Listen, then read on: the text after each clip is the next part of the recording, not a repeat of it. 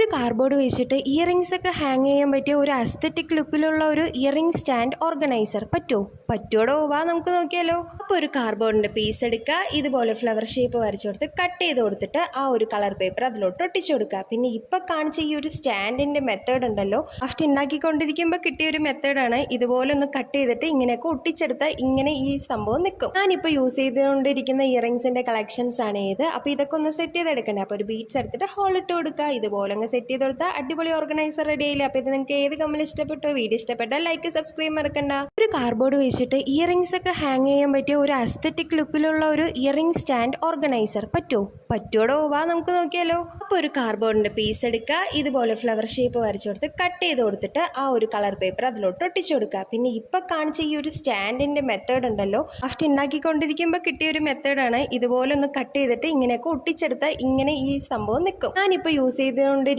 ഇയറിങ്സിൻ്റെ collections ആണ് ഇത്. അപ്പോൾ ഇതൊക്കെ ഒന്ന് സെറ്റ് ചെയ്തെടുക്കണ്ടേ. അപ്പോൾ ഒരു ബീഡ്സ് എടുത്തിട്ട് ഹോൾ ഇട്ട് കൊടുക്കുക. ഇതുപോലെ സെറ്റ് ചെയ്ത് കൊടുത്താൽ അടിപൊളി ഓർഗനൈസർ റെഡി ആയില്ലേ. അപ്പോൾ ഇത് നിങ്ങൾക്ക് ഏത് കമ്മൽ ഇഷ്ടപ്പെട്ടോ? വീഡിയോ ഇഷ്ടപ്പെട്ടാൽ ലൈക്ക് സബ്സ്ക്രൈബ് മറക്കണ്ട.